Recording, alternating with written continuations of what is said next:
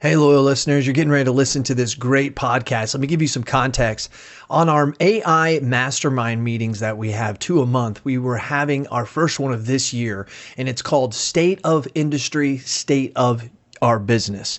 And it basically means that the way our industry is basically how it guides our business, not necessarily so much the economy that guides the rest of the world. You're going to love it. I think you're going to like it. That's why I asked my team to take it out of there. We stripped it down. We kind of eliminated so you didn't hear any of the other voices because it's usually an open discussion.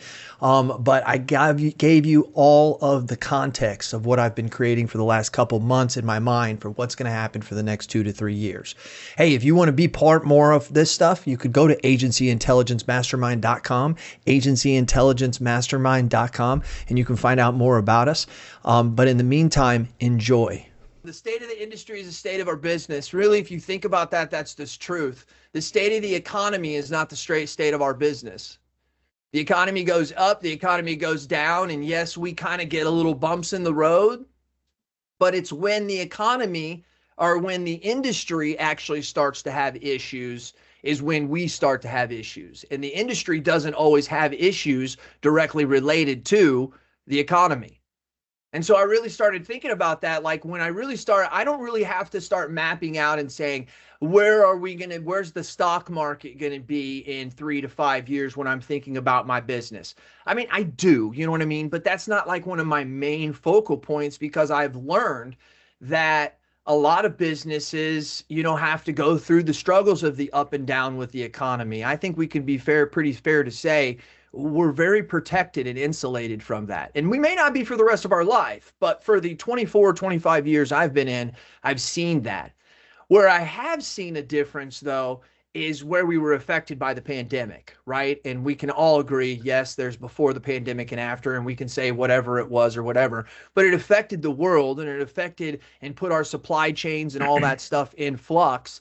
That actually started to affect the industry. And when that started to affect the industry, it affected our businesses, right? Look at what we've done over the last 24 months.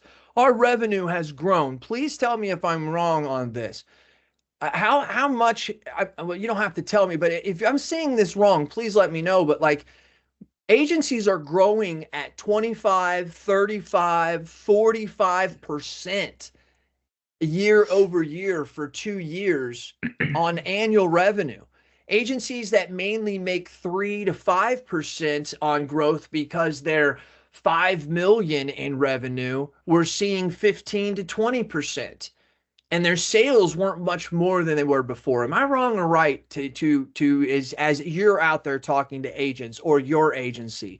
Does anybody agree or disagree with that? That has been a major, we've seen agencies have grown undue to them, I guess I should say.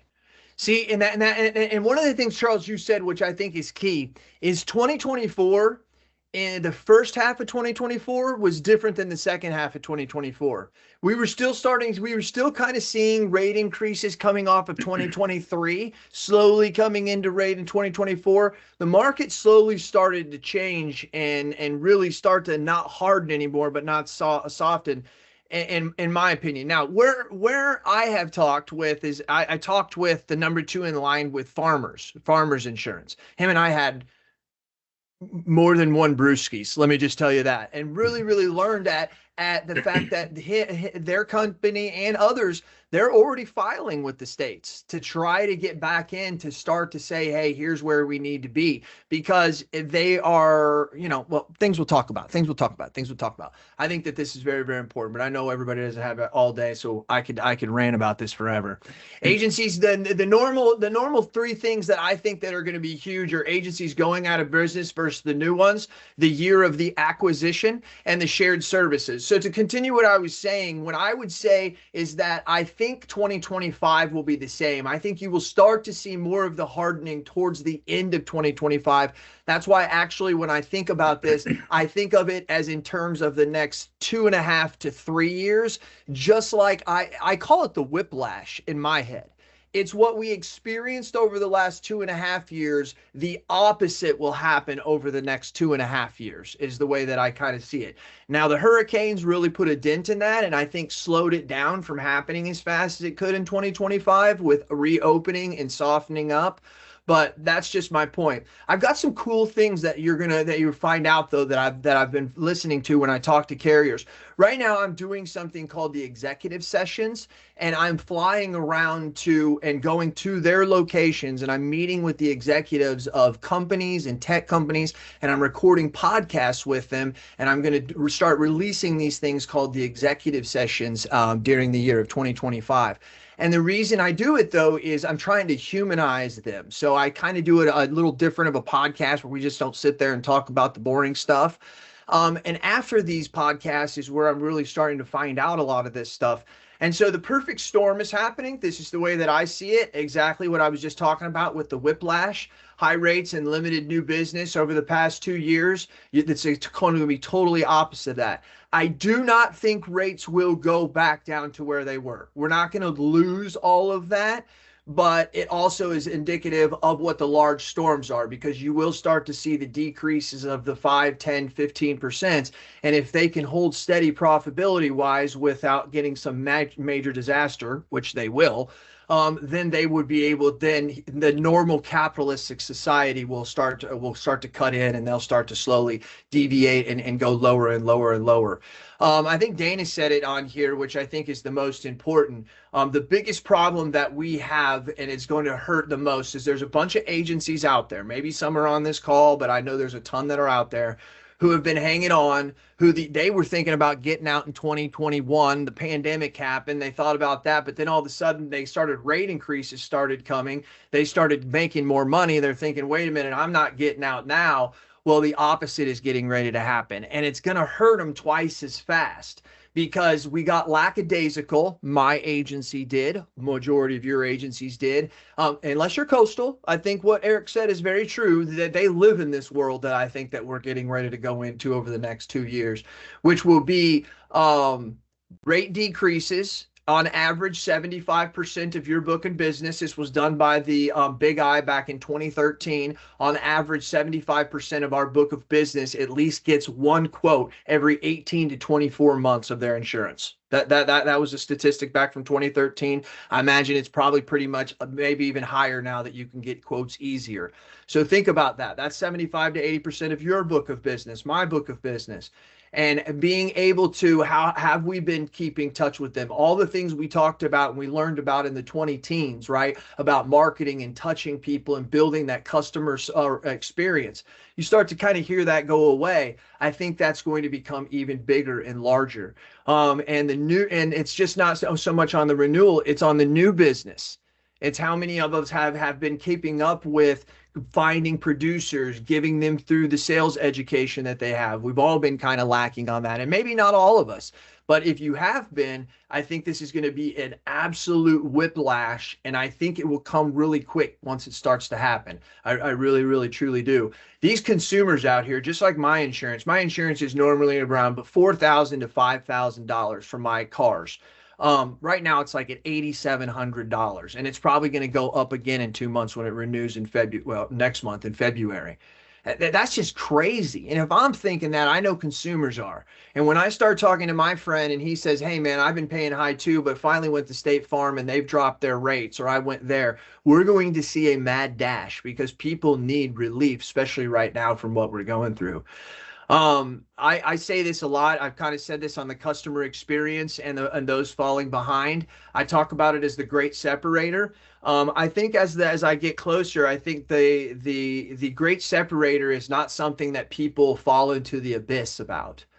The great separator is not something that puts you out of business. It's about your location. It's about the fact that we were together and you were here and I was here, and those people, we slowly got separated apart by the way that we do business, by the people and things that we look. And I always thought that we would be separated to where this person would be so far behind they wouldn't be able to catch up and they would eventually die. And maybe that happens to a lot of them, which I think a lot of them will go out of business.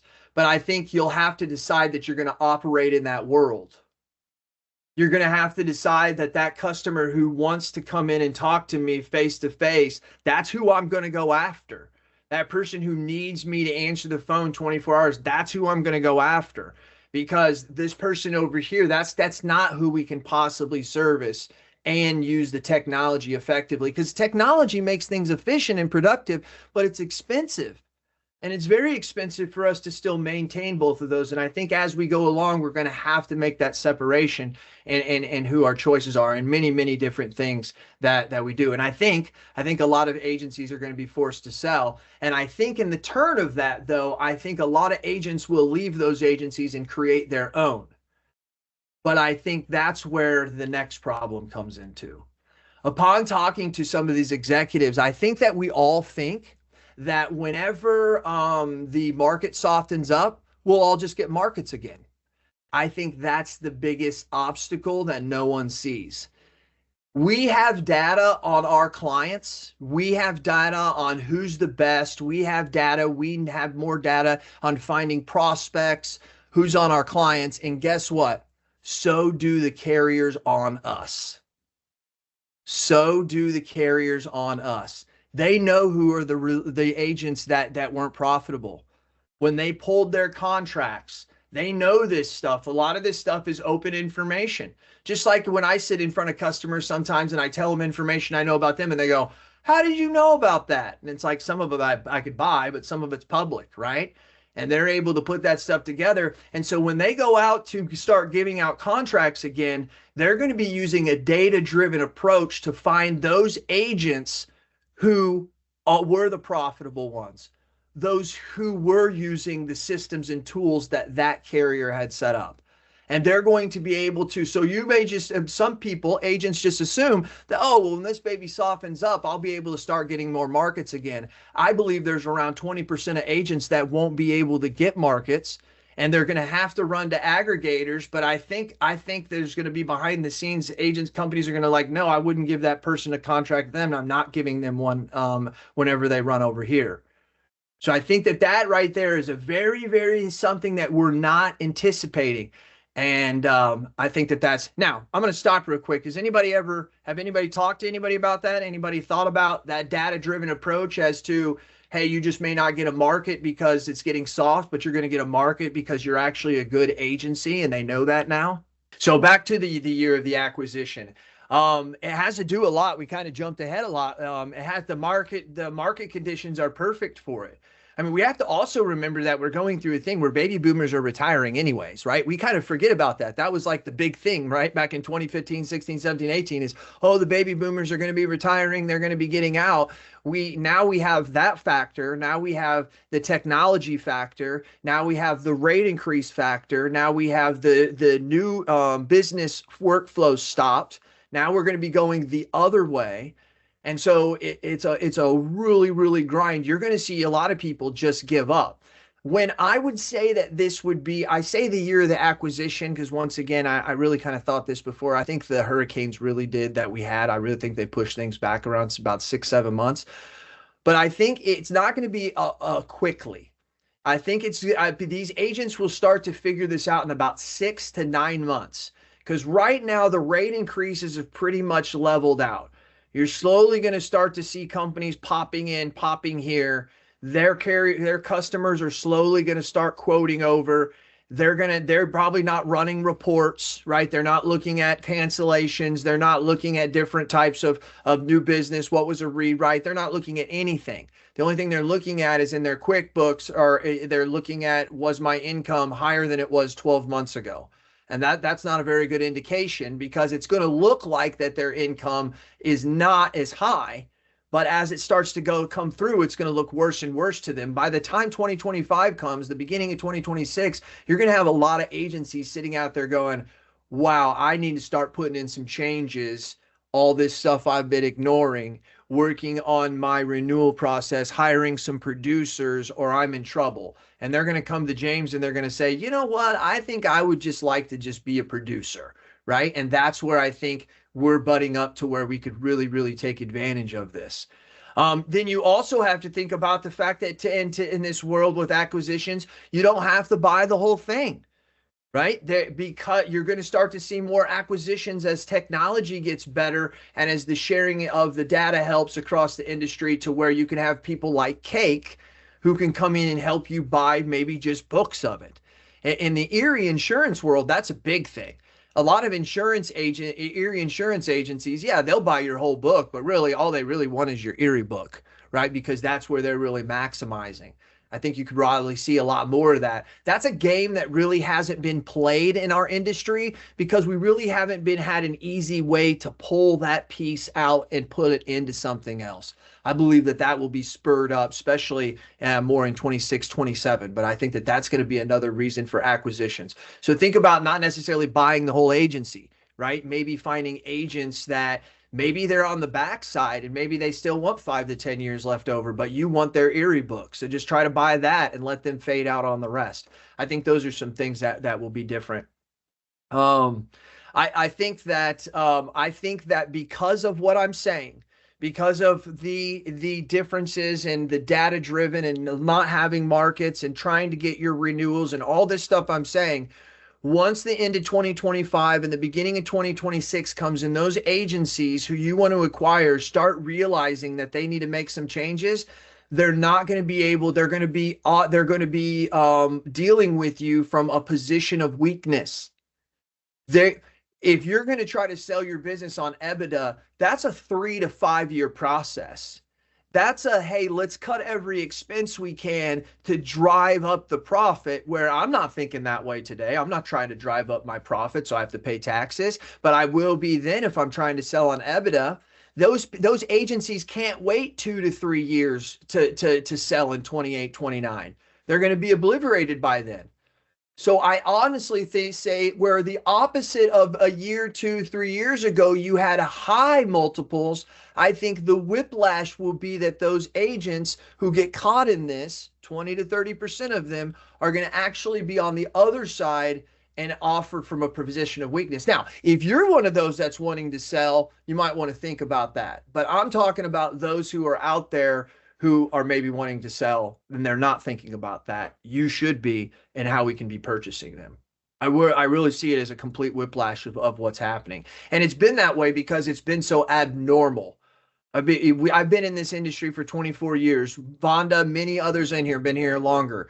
I talk to a lot of people. This stuff we're going through is not a normal hard market. You know, it's a brutal one.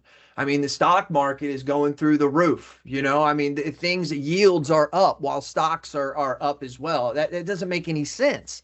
But that's the whiplash we're coming back through. You know, to add on to it real quick, Benjamin Franklin said that if you took all the money out of everybody's pockets and you put it evenly in everybody's pockets, it would take about 3 to 5 years, according to his calculations, for all the money to be back in the same pockets it was before. The government and the world put out around 11 to 13 trillion dollars in money in 2000 and 2001 and in 2002. And what that did is that put money of other people's in pockets that it shouldn't be in. And so if we kind of listen to Benjamin Franklin, it's going to take about 3 to 5 years for that whiplash to come through to where that money is back into those same pockets. It's kind of the way that I see that. So just some of my urgent recommendation: cut expenses. Once again, not everybody, but if you're really thinking about selling and you're like, hey, I was thinking about getting out in 2, 3, 4 years, I'd start thinking about that right now, because the conditions in 2, 3, 4 years are not going to be in your favor, in my opinion. That's just my opinion. The next thing we'll talk about before we go on is the shared services. If I decide, Jason, that I need to start adapting these things, how do I compete when I'm dealing with, I have 10 or 15 or 20 people in my agency and I need a CTO and I need a CIO and I need a CFO? Because in the world that we operate today, you do. This is my last part here, which I believe is shared services. I believe that we have shared services already. I believe that we just need to understand we need shared services in other areas where we haven't had shared services before. So it seems weird to have shared services in that area. Meaning we've never had shared services as a CTO or as a CFO. But like if I need to have my computers protected, Well, I'm not going to hire somebody in my office to do that. I'm just going to shared service that out. I'm going to go have a technology company do that. So we have certain things done that we don't realize, like we're already using shared services, but I think it's using shared services in technology areas, and CFO and COO. But I also know that there's sometimes agencies like mine, say maybe an agency like a Lipstone, and I don't know other people's, I don't know everybody's size of your agency, but let's just say you're a smaller agency of 3 people, or I consider a smaller agency 15 people, right? Do you have money to go hire a chief technology officer or a director of technology or something like that? No, most of us don't. We just do not have that time. And even if we had the time, we don't even have the expertise to tell them like what they need to do and how they need to do it. I'll just be honest. I don't see how we go on, and I'm talking to all of us on this call, how you go on in the next 3 to 5 years without having some kind of technology person in your agency. Not full time, could be fractional. That's why I called these shared services. And if you've been around this mastermind for 5, 6, 7, 8 years, you know we've kind of talked about this throughout the years. About, is there a way that we could all combine our services? And it was really, we kind of really didn't know how to do it. But I think the pipelines that allow those type of things are. And so I think that it's underutilization of technology. So many people I hear say, hey, I need to get rid of and have less technology, not more. Well, I don't think you need more, but I guarantee you probably don't need less. You just need to use the what you have more, is the way that I think of it. But also at the other time, my agency over the last 2 years has exploded in completely different ways that we never could have ever dreamed of, because bringing Mitch in, having that mindset and understanding the insurance, but understanding the tech, absolutely changed our agency, changed virtual intelligence. The dude knows like unbelievable stuff, and I believe that you're gonna have to have something like that going forward. I believe fractional CTOs. So this is also where you start to say like, hey, I'm one of those agencies that's changing. I don't want to sell, right? Because I have invested in this stuff, but I'm going to need to take it to a next level. I think shared services is something that you're going to want to look at. I really, really, truly do. And I believe that there's not a lot of companies out there that are doing it right now, but I think that you'll start to see more and more that are popping up. And shared services is not having another business do my bookkeeping. That's not a shared service. That's an outsource. A shared service is where you're taking a professional expertise that is specific to a certain role, and you're actually bringing that into your office just like you would be creating that role. That is what I determine to be a shared service. So literally utilizing Mitch's brain in your agency to be able to do that, to be able to do that stuff. I believe a CFO, right now we use them as bookkeepers.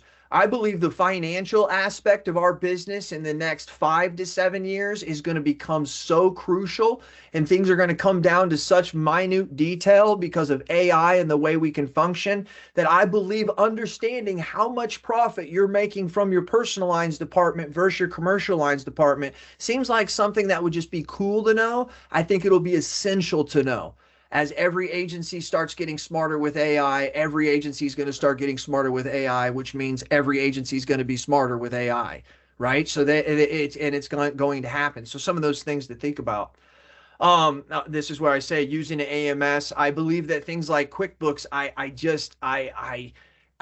this is not going to be for everybody, but I believe a lot of people who are serious about taking their agency to the next level, who are on QuickBooks, I believe eventually will need to take that step. I really, truly do. I really, truly do. Just my opinion. So that's where I'm seeing some of that stuff. That stuff there. Fractional COOs. I think that these are major.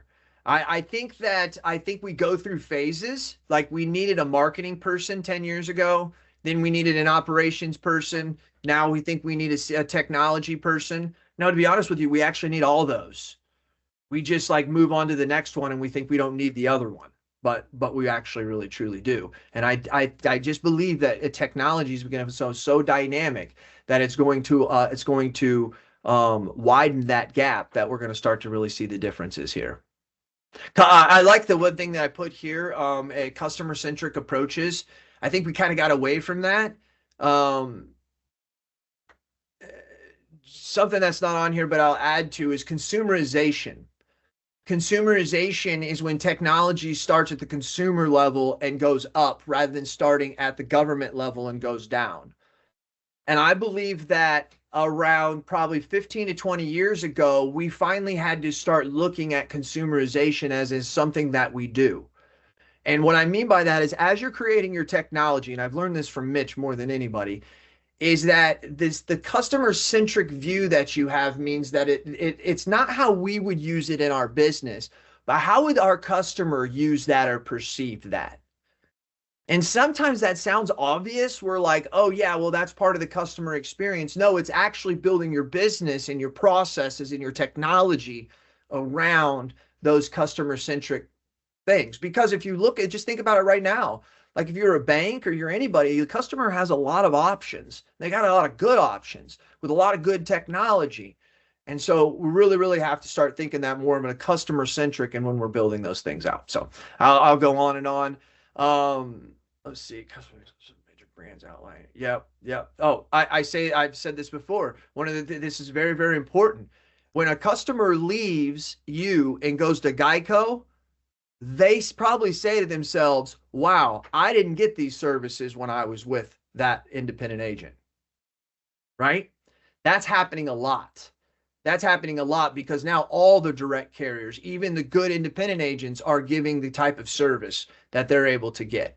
And so I think it was Billy Williams who said one time that if your business ever becomes the showroom to products, that's what you're in trouble. Meaning when people can buy it and go somewhere else, right? And when they can come to you and get a price, but know that they could go to another agency who provides better services with that same carrier, you now start to become the showroom. And so just another little thing there. So these are my three things. And that was the thing that I did want you to really kind of think to yourself, and I want you to ask your staff that, excuse me, is how will these shifts affect me?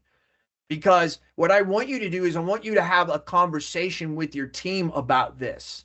There's nobody more important that needs to know. I promise you, call my agency, 618-532-2277, and ask anybody that answers the phone about these things. I talk to them about it all the time, and I've been preparing them for the last 4 to 5 months. That 2025, in my opinion, I'm speaking for Jason Cass's level. I'm not talking anything. I think that this is going to be a rough year for us.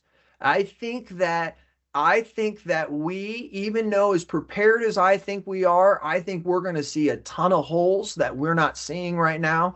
I'm working with my team to literally go through right now. My insurance is renewing in February. I'm literally going through the whole thing, paying attention to all the emails, everything that I'm getting, making sure my front end is on with some of these AI tools that allow me to listen to the phone calls and grade them is coming in awesome handy to try to make sure that my front line is going. I've got a team of a bunch of 20-year-olds who've been working at it 2 to 3 years. They're ready to go, but I'm still a little worried. I'm worried that I'm not prepared. And so that's really what has kind of thrown my thoughts into this and me trying to relay that to you. I think that 2025 and 2026, I think there's a lot of opportunity. Like I told Travis, I think we're going to grow, but I think we're going to grow a lot, but I think it's going to come through acquisition.